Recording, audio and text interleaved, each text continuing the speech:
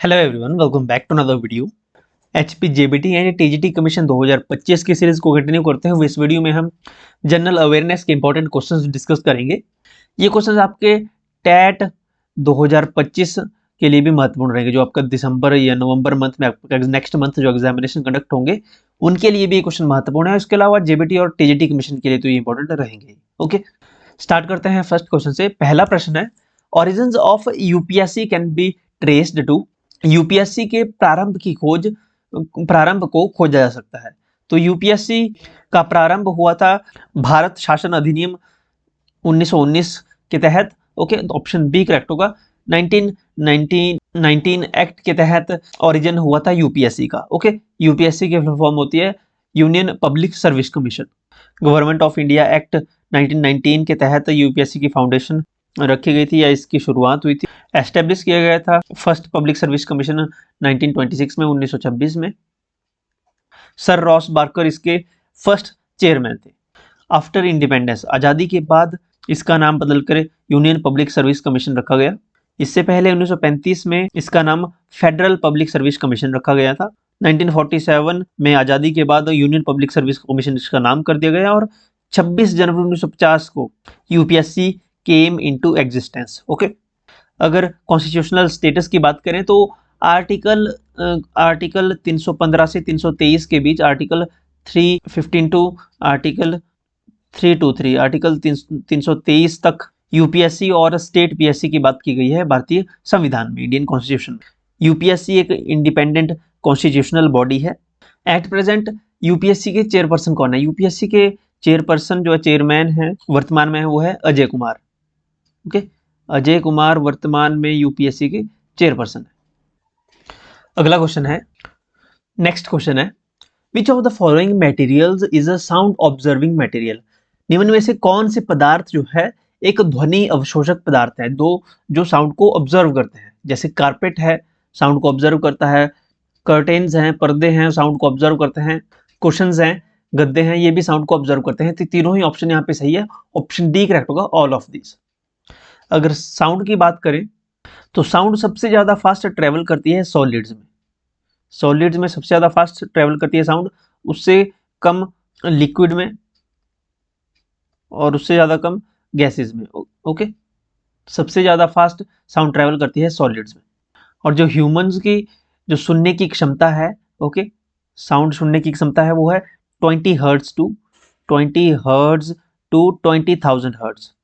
20,000 hertz तक। Okay, 20 hertz से 20,000 hertz तक के बीच की फ्रीक्वेंसी को सुन सकता है, साउंड को सुन सकते हैं ह्यूमन बीइंग। ओके, जो साउंड्स 20 हर्ट्ज से कम होती है उन साउंड्स को कहते हैं इंफ्रासोनिक साउंड्स। क्या कहते हैं? Infrasonic sounds, infrasonic sounds. और जो साउंड्स 20,000 हर्ट्ज, 20,000 हर्ट्ज से ज्यादा होती हैं, ओके, उन साउंड्स को कहते हैं ultrasonic sounds. Okay, ultrasonic sounds. Ultrasonic sound 20,000 hertz से ज्यादा और 20 हर्ट्ज से जो कम की जो साउंड्स है वो इंफ्रासोनिक है। ओके, 20,000 से 20,000 हर्ट्ज तक के बीच की साउंड जो है ह्यूमन बीइंग सुन सकते हैं। और जो इंटेंसिटी ऑफ साउंड होती है, इंटेंसिटी ऑफ साउंड उसको मेजर किया जाता है डीबी में, डेसिबल में। ओके, डीबी में इंटेंसिटी ऑफ साउंड डेसिबल में मेजर किया जाता है, जिसको लिखते हैं डीबी। और फ्रीक्वेंसी को मेजर किया जाता है, फ्रीक्वेंसी की जो एसआई यूनिट है वो है हर्ट्ज। ओके, फ्रीक्वेंसी को हर्ट्ज में मेजर किया जाता है, यानी एसआई यूनिट जो है फ्रीक्वेंसी का वो है हर्ट्ज। इंटेंसिटी ऑफ साउंड्स के जो एसआई यूनिट है वो है डेसिबल यानी डीबी। नेक्स्ट क्वेश्चन है, question number 158, which mirror has the wider field of view. कौन से दर्पण में अधिक चौड़ा दृष्टि क्षेत्र है? Wider field of view, mirror की यहाँ पे बात हो रही है, यानी ऐसा कौन सा मिरर है जिसमें ज्यादा एरिया दिखाई देता है। अगर आपको ज्यादा एरिया देखना है, छोटे मिरर में अगर बहुत ज्यादा एरिया देखना है आपको, तो उसमें कौन सा मिरर यूज करना पड़ेगा आपको? तो जो कॉन्वेक्स मिरर होता है वो बीच से मोटा होता है और साइड से उनका पतला होता है। जब भी कोई रे ऑफ लाइट इसमें टकराएगी तो वो उसको फैलाएगी सभी जगह। ओके, यानी कि ये ज्यादा फील्ड ऑफ व्यू यहाँ पे दिखाएगा। ओके, क्योंकि ये चौड़ा होता है, ओके, बीच में से मोटा होता है, साइड इसकी पतली होती है, तो उसको फील्ड ऑफ व्यू वाइड होता है। तो ऑप्शन बी करेक्ट होगा, कॉन्वेक्स लेंस। इसे डाइवर्जेंट मिरर भी कहा जाता है। कॉन्केव मिरर जो होता है वो बीच से पतला होता है और साइड इसकी चौड़ी होती है। इस प्रकार से ये कन्वर्जेंट मिरर होता है। Okay, convergent. कॉन्वेक्स मिरर के अगर आप एग्जांपल देखें, जैसे कि जो ORVM होता है गाड़ियों में, जो रियर व्यू मिरर के लिए यूज होते हैं मिरर गाड़ियों में पीछे देखने के लिए, वो होते हैं convex mirror. Concave mirror use करते हैं जैसे डेंटिस्ट होते हैं, जो डेंटिस्ट दांतों को चेक करने के लिए आपकी छोटा सा दांत है उसको बिल्कुल मैग्नीफाइंग वाइड अगर उसका फोटो देखना है, बड़ा उसका फोटो देखना है, छोटे एरिया का बड़ा फोटो देखना है, तो कॉनकेव मिरर यूज होता है। ओके, मिरर की अगर बात करें तो मिरर 2 टाइप के होते हैं, एक प्लेन मिरर और दूसरे spherical mirror. Okay, spherical mirror और प्लेन मिरर, एक प्लेन मिरर और दूसरे स्फेरिकल मिरर होते हैं। स्फेरिकल मिरर 2 टाइप के हैं, एक कॉन्वेक्स मिरर और दूसरा कॉनकेव मिरर। एक कॉन्वेकेव मिरर, एक कॉन्वेक्स मिरर, ये स्फेरिकल मिरर। और प्लेन मिरर तो प्लेन ही होते हैं। ओके, नेक्स्ट क्वेश्चन है, a DC device which generates very high voltage is. एक डीसी डिवाइस जो बहुत उच्च वोल्टता उत्पन्न करता है उसे क्या कहते हैं? Who which generates very high voltage is called. तो इसे हम डीसी जनरेटर कहेंगे। ऑप्शन सी करेक्ट होगा। अगर इसकी जगह पे आपको अगर when D graph generator option मिलता है तो वो एग्जैक्ट आंसर होगा when D graph. Okay, when D graph. When D graph generator एक डीसी डिवाइस है जो जनरेट करता है very high voltage. Okay, when D graph generator. यहाँ पे ऑप्शन में रेक्टिफायर दिया गया है, जो रेक्टिफायर है वो उसका क्या काम है? रेक्टिफायर जो है अल्टरनेटिंग करंट, जिसको एसी कहते हैं, अल्टरनेटिंग करंट को डीसी में डायरेक्ट करंट में चेंज करता है, कन्वर्ट करता है। ओके, रेक्टिफायर का क्या काम है? Rectifier converts AC to DC. अब रेक्टिफायर कहाँ कहाँ लगा होता है? रेक्टिफायर हमारे अडेप्टर जो होते हैं, जैसे आप अपना फोन चार्ज करते हैं उसका अडेप्टर है, लैपटॉप का अडेप्टर है, उनमें रेक्टिफायर लगा होता है अडेप्टर में। ओके, ट्रांसफार्मर यहाँ पे दिया गया है। ट्रांसफार्मर का क्या काम होता है? ट्रांसफार्मर होता क्या है? देखिए, ट्रांसफार्मर एक डिवाइस है that can change the voltage of N alternating current. Okay, AC की वोल्टेज को चेंज करने में ट्रांसफार्मर का यूज किया जाता है, यानी वोल्टेज को ट्रांसफॉर्म करता है, high to low voltage, low to high. Okay, ये काम होता है ट्रांसफार्मर का। नेक्स्ट क्वेश्चन है, the bright star Polaris is known as. चमकीला तारा पोलरिस को यह भी कहा जाता है। The bright star Polaris is also known as the north star. Okay, option A correct होगा। द नॉर्थ स्टार के नाम से भी जाना जाता है polarise star. Polaris star is also known as north star. Okay, option A. Hindi में कहें तो उत्तरी तारा। नेक्स्ट क्वेश्चन है, the layer of atmosphere close to earth surface is known as. पृथ्वी की सतह से लगी हुई वायुमंडलीय परत कहलाती है। आइनोस्फियर, ट्रोपोस्फियर, स्ट्रेटोस्फियर और एक्सोस्फियर। तो यह है ट्रोपोस्फियर, क्षोभ मंडल जिसको कहते हैं। ओके, पृथ्वी की सतह से लगी हुई वायुमंडलीय परत जो है troposphere. Option A. Option B troposphere, क्षोभ मंडल। देखिए, अर्थ का एटमॉस्फेयर की जो टोटल लेयर्स हैं वो 5 मेन लेयर्स में डिवाइड किया गया है। ओके, अर्थ के एटमॉस्फेयर को सबसे पहली जो है वो है ट्रोपोस्फियर। पहली लेयर जो है ट्रोपोस्फियर, इसमें इसकी हाइट जो है 8 किलोमीटर से लेकर 18 किलोमीटर तक की हो सकती है। ओके, 8 टू 18 किलोमीटर तक की ट्रोपोस्फियर की जो एल्टीट्यूड हो सकता है। इसमें सभी वेदर्स आते हैं, जिसमें क्लाउड, रेन, स्टॉर्म्स, ये सारे घटनाएं जो होती हैं वो ट्रोपोस्फियर के अंदर ही होती हैं। ओके, जैसे जैसे आप ऊपर जाते जाएंगे आपका जो यहाँ पे टेम्परेचर है वायुमंडल का वो कम होता जाता है, और जो ट्रोपोस्फियर की जो अपर बाउंड्री होती है उसको कहा जाता है ट्रोपोपॉज। ओके, ट्रोपोपॉज, ट्रोपोपॉज कहा जाता है जो अपर बाउंड्री है ट्रोपोस्फियर की। ट्रोपोस्फियर के बाद आता है स्ट्रेटोस्फियर, जो यहाँ पे दिया गया है, ये सेकंड लेयर है एटमॉस्फेयर की अर्थ के, स्ट्रेटोस्फियर। इसकी हाइट 18 किलोमीटर से 50 किलोमीटर तक है। ओके, 18 किलोमीटर से 50 किलोमीटर तक की हाइट है स्ट्रेटोस्फियर की, इसका एल्टीट्यूड है। स्ट्रेटोस्फियर में क्या है? स्ट्रेटोस्फियर में जो सबसे इंपॉर्टेंट है वो है ओजोन लेयर, जिसकी फुल फॉर्म है O3, जिसकी जो यहाँ पे फॉर्मूला है O3। ओके, तो ओजोन लेयर स्ट्रेटोस्फियर में है, जो सूर्य से आने वाली हार्मफुल यूवी रेज को ऑब्जर्व करती है। ओके, इसमें जेट एयरक्राफ्ट वगैरह यहाँ पे उड़ते हैं। ओके, जो स्ट्रेटोस्फीयर की जो अपर बाउंड्री है उसे कहा जाता है, उसे क्या कहा जाता है, जैसे मान लो स्ट्रेटोस्फीयर है तो उसकी अपर बाउंड्री को स्ट्रेटोपॉज कहा जाता है। थर्ड पे आता है थर्मोस्फीयर। थर्मोस्फीयर यहाँ पे ऑप्शन में नहीं दिया है। थर्मोस्फीयर थर्ड पे आता है, थर्ड पे आता है मेसोस्फीयर, फिर फोर्थ पे आता है थर्मोस्फीयर। ओके, मेसोस्फीयर थर्ड पे, फोर्थ पे थर्मोस्फीयर और फिफ्थ पे एक्सोस्फीयर, बाह्यमंडल। एक्सोस्फीयर सबसे लास्ट में आता है, बाह्यमंडल। चलिए अगला क्वेश्चन है, question number 162।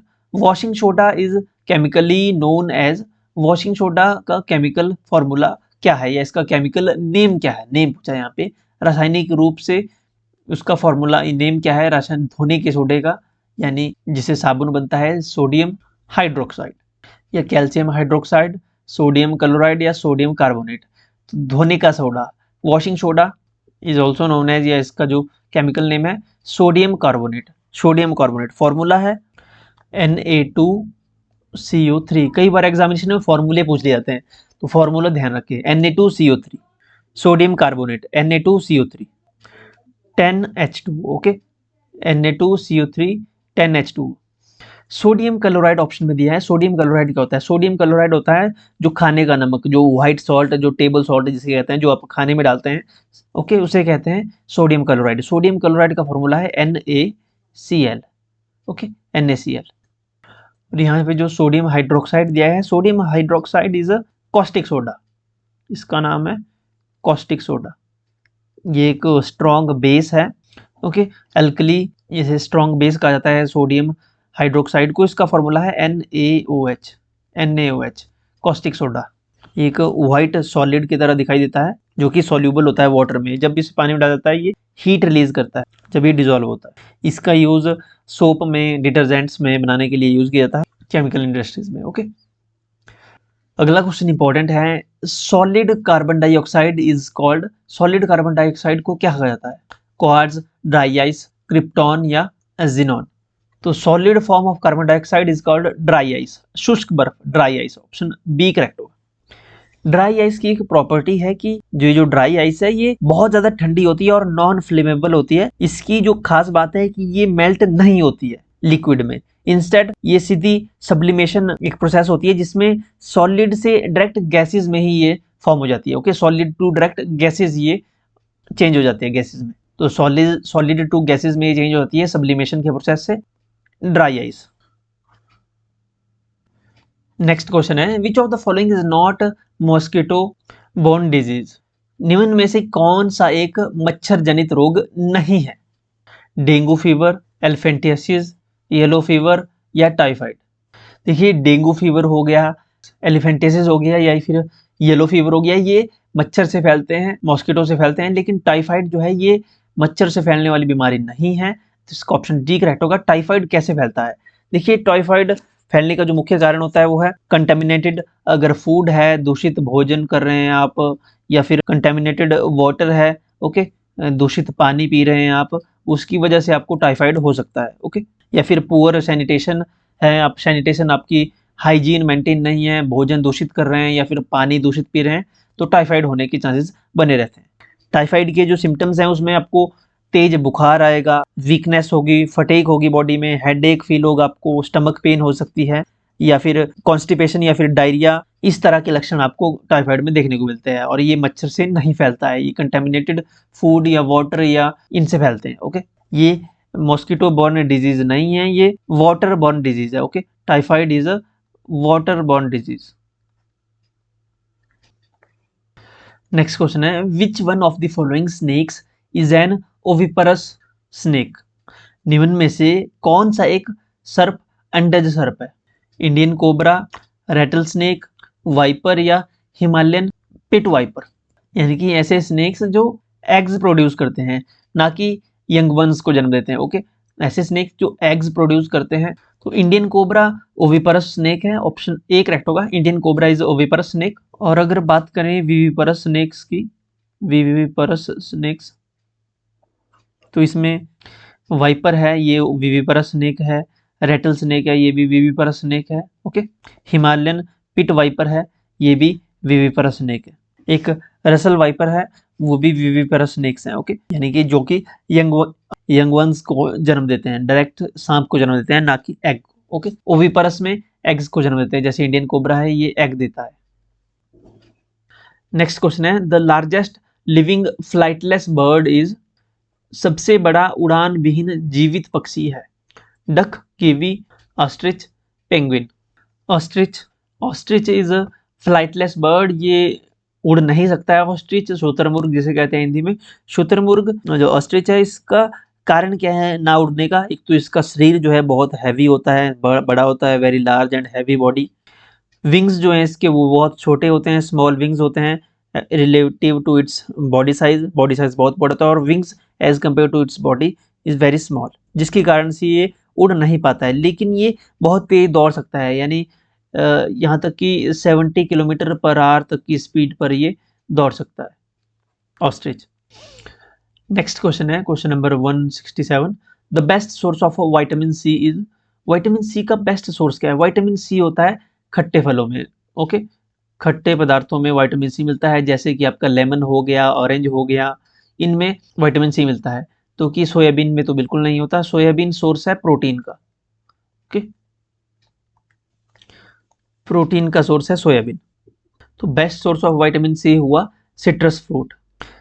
Common example of citrus fruits are like orange, lemon, lime हो गया, स्वीट लाइम हो गया। विटामिन सी क्या करता है हमारी बॉडी में? विटामिन सी इम्यूनिटी को बूस्ट करता है। सिट्रस फ्रूट में अच्छी मात्रा में फाइबर होते हैं, एंटीऑक्सीडेंट्स होते हैं, मिनरल्स होते हैं, और विटामिन सी स्कर्वी से हमें प्रिवेंट करते हैं। विटामिन सी कौन सी बीमारी होती है विटामिन सी की कमी से? तो वो हमें पता है कि स्कर्वी डिजीज जो है विटामिन सी की कमी से हो सकती है, तो स्कर्वी से भी हमें प्रिवेंट करता है विटामिन सी, मिलता है हमें सिट्रस फ्रूट्स से।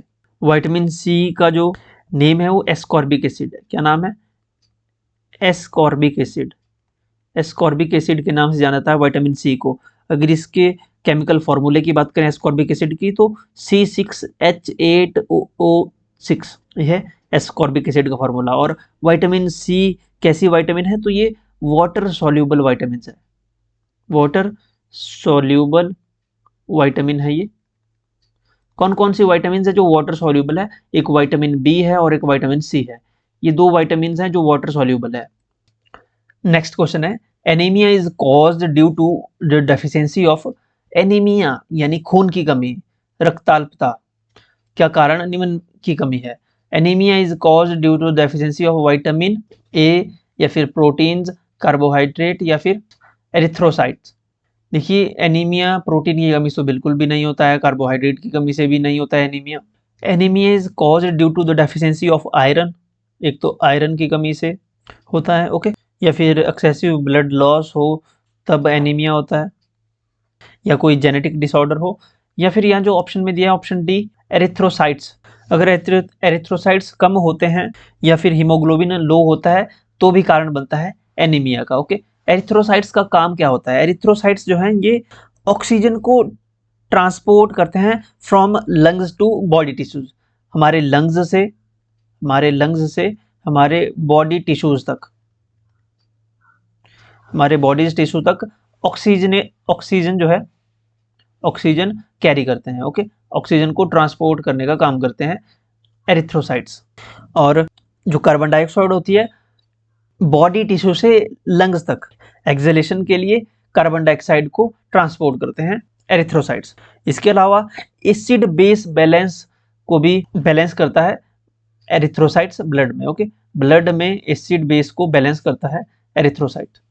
विटामिन ए की अगर बात करें, विटामिन ए हमें मिलता है प्लांट बेस की, अगर बात करें प्लांट बेस्ड फूड की, तो कैरेट में सबसे अच्छा आपको विटामिन ए मिल जाएगा, कैरेट।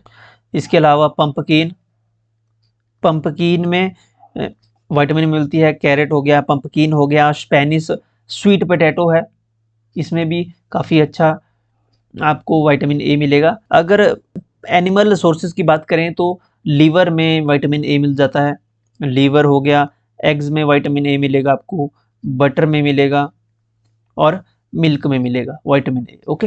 विटामिन ए की अगर बात करें इसके केमिकल नेम की, विटामिन ए का केमिकल नेम है retinol, retinol, okay, retinol chemical name है विटामिन ए का।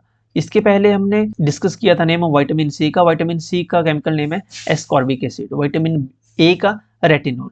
और विटामिन ए वाटर सॉल्यूबल नहीं है, विटामिन ए फैट सॉल्यूबल है।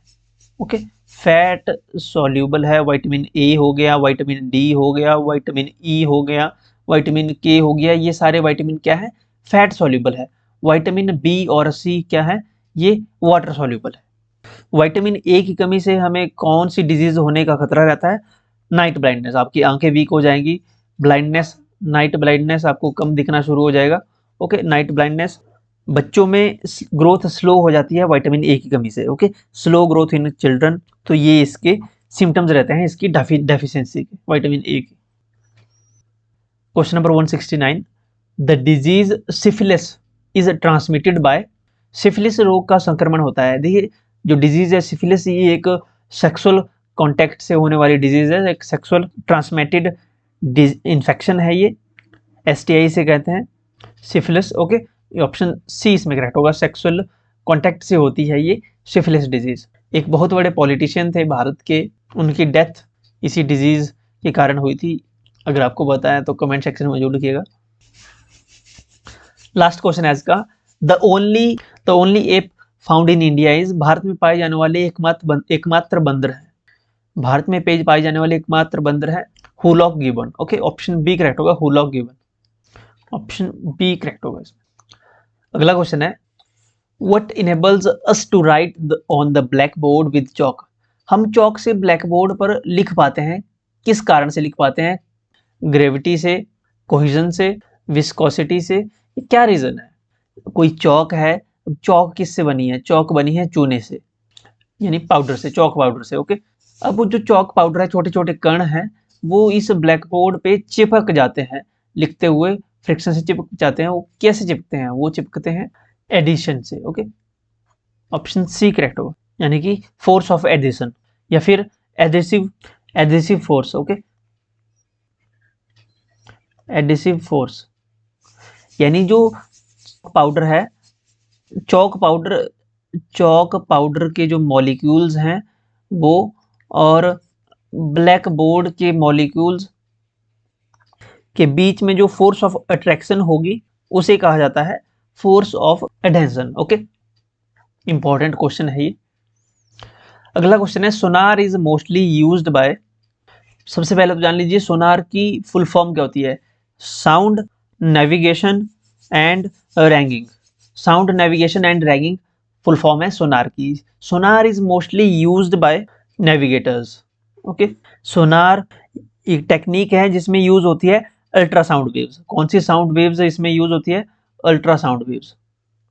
Ultrasound waves are used in sonar, जिसका यूज नेविगेटर्स करते हैं, सबमरीन में करते हैं, under water. Okay, option D correct होगा। नेक्स्ट क्वेश्चन है, which of the following is conventional energy source. निम्न में से कौन सा संवहनी ऊर्जा स्रोत है। Conventional energy source, tidal energy, solar energy, geothermal energy या फिर बायोमास एनर्जी। तो कन्वेंशनल एनर्जी सोर्स की अगर बात करें, conventional energy sources are the natural energy resources which are present in limited quantity and are being used for long time. तो इसमें biomass energy जो है बिल्कुल करेक्ट आंसर होगा, ऑप्शन डी। इसे लंबे समय से यूज किया जा रहा है। ओके, जैसे कोल है, पेट्रोलियम है, बायोमास है, नेचुरल गैस है, इलेक्ट्रिसिटी है, ये एग्जांपल है कन्वेंशनल सोर्स ऑफ एनर्जी। इसके अलावा एक non conventional source of energies होते हैं। Non conventional source of energies होते हैं जो रिन्यूएबल होते हैं। ओके, जो रिन्यू हो सकते हैं। Renewable source of energy is called non conventional source of energy, जैसे कि सोलर एनर्जी है, विंड एनर्जी है। सोलर एनर्जी ये नॉन कन्वेंशनल एनर्जी है, विंड एनर्जी हो गया, टाइडल एनर्जी है, ये भी नॉन कन्वेंशनल एनर्जी है, इसके सोर्स हैं। ओके, लास्ट क्वेश्चन मैं पूछूंगा आपसे, फॉर्मिक एसिड इनमें से किस में पाया जाता है, इन विच फॉर्मिक एसिड इज फाउंड। आंवला, कर्ड, आंत स्ट्रिंग या इमली, यानी किस में फॉर्मिक एसिड प्रेजेंट होता है। कमेंट सेक्शन में लिखिए अपना answer. Okay, so that's it for today. Again, अगर आपने HP टेट 2025 या फिर कमीशन की सीरीज प्लेलिस्ट को फॉलो नहीं किया है तो फ्री ऑफ कॉस्ट आप वीडियो की डिस्क्रिप्शन या पहले कमेंट में जाकर प्लेलिस्ट को फॉलो कर सकते हैं। अगर आप टैट 2025 की प्रिपरेशन कर रहे हैं या फिर कमीशन जेबीटी या फिर टीजीटी की प्रिपरेशन कर रहे हैं तो ये क्वेश्चन आपके लिए इंपॉर्टेंट रहेंगे। इसके अलावा आप हमें फॉलो कर सकते हैं टेलीग्राम, व्हाट्सअप, इंस्टाग्राम पे। अगर आपको प्लेलिस्ट का लिंक नहीं मिल रहा है या कोई प्रॉब्लम आ रही है तो आप इंस्टाग्राम पे हमें मैसेज कर लीजिए, हम आपको डायरेक्ट आपको भी प्लेलिस्ट का लिंक भेज देंगे आपके मैसेज में, तो वहाँ से भी आप प्लेलिस्ट की वीडियोस देख सकते हो। इन सभी के लिंक वीडियो के डिस्क्रिप्शन में और फर्स्ट या फिर सेकंड कमेंट में आपको मिल जाएंगे, यहाँ से आप हमें फॉलो कर सकते हो। चैनल अगर सब्सक्राइब नहीं किया है तो मेक श्योर चैनल को सब्सक्राइब कर लें। आप सभी को वेरी हैप्पी दिवाली, दीपावली की हार्दिक शुभकामनाएं। कमेंट में अपना फीडबैक जरूर लिखिएगा। वीडियो को लाइक आप कर ही देंगे मुझे पता है, अगर नहीं करते हो लाइक तो लाइक कर दें। ओके, शेयर अपने दोस्तों के साथ आप कर लीजिएगा, ये आपको पता है, बार बार बोलने की जरूरत नहीं होती है कि लाइक, कमेंट, शेयर, ये तो मस्ट है, आपको करना है। ओके।